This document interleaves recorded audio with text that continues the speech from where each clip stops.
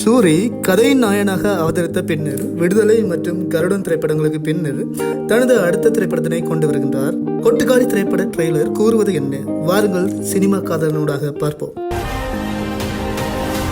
Sivakarthikeyan புரொடக்ஷனில் PS Vinodraj இயக்கத்தில் சூரி அனபென் நடிக்க உலக புகழ் பெற்ற பெர்லின் இன்டர்நேஷனல் பிலிம் பெஸ்டிவலில் ஃபாரன் செக்ஷனில் தேர்வு செய்யப்பட்ட கொட்டுக்காளி திரைப்படத்தினை பார்க்க வேண்டும் என்ற ஆவா படத்தினை பற்றிய செய்திகள் வர தொடங்கியதிலிருந்தே தோற்றம் பெற்றிருந்தது. குறிப்பாக உலக சினிமா என்பது எமது படைப்புகள் எமது கலாச்சாரங்களை எடுத்து இயம்பும் போது அது அனைத்து மக்களையும் ஏற்றுக்கொள்கையிலே அந்த சினிமா உலக சினிமா என்ற வார்த்தைக்கு பொருந்துகின்றது. இதனையே ஈரானிய படங்கள் செய்து வருகின்றன. விஜய் சேதுபதியின் மகாராஜாவும் அதனையே செய்திருந்தது. கொட்டுக்காளி கூற வருவது என்ன? கொட்டுக்காளி ட்ரெய்லரில் ஆரம்பத்திலே காலில் கயிற்றில் கட்டப்பட்ட சேவல் ஒன்று தன்னை விடுவிக்க போராடுவதையும் அதே பாவனையில் படத்தின் ஹீரோயின் அமர்ந்து இருப்பதையும் காட்டுவதிலிருந்தே பெண்ணியம், பெண் விடுதலை, பெண் அடக்குமுறைக்கு எதிரான திரைப்படமாக அமைய உள்ளது என்பதனை இயக்குனர் கூற வருகின்றார்.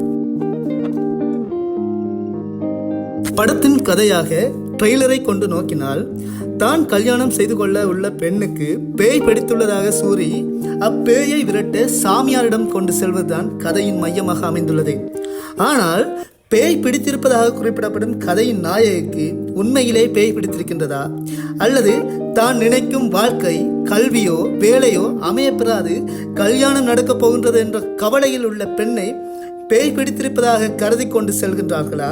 இல்லை, பெண்ணானவள் இவ்வாறுதான் இருக்க வேண்டும் என்ற சமூக எதிர்பார்ப்பை மீறி சுதந்திரமாக வாழ நினைக்கும் பெண்ணை பேய் பிடித்திருக்கின்றது என கருதி கொண்டு செல்கின்றார்களா என வரும் 23ஆம் தேதி தெரிந்துவிடும்.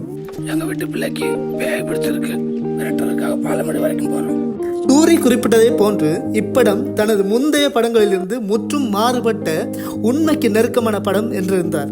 அது அவரது நடிப்பிலிருந்தும் உடல் மொழிகளிலிருந்தும் தெரிவதுடன் முன்னைய 2 படங்களையும் விட இதற்கு உழைத்திருக்க வேண்டும். தொண்டையில் சிகிச்சை மேற்கொள்ளப்பட்ட சூரியின் கதாபாத்திரம் பேச்சு வரை மாற்றத்தை கொண்டு வந்துள்ளார்.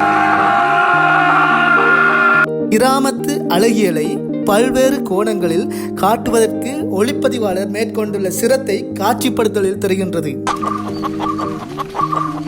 இசை என்றோ பின்னணி இசை என்றோ தனியாக இல்லாது கோழியின் கொக்கரிப்புடன் இணைந்த வகையில் காட்சி அமைப்பில் வரும் சத்தங்களை கொண்டே பேக்ரவுண்ட் மியூசிக்காக அமைத்திருப்பது புதுவிதமாக உள்ளது.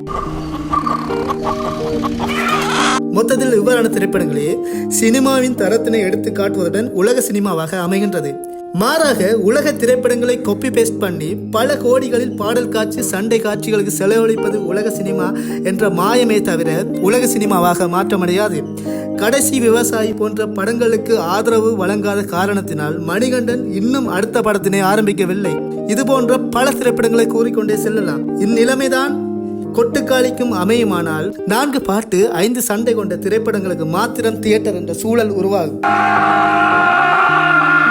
இவ்வாறான சினிமா செய்திகளை அறிய சினிமா காதலனை சப்ஸ்கிரைப் பண்ணவும்.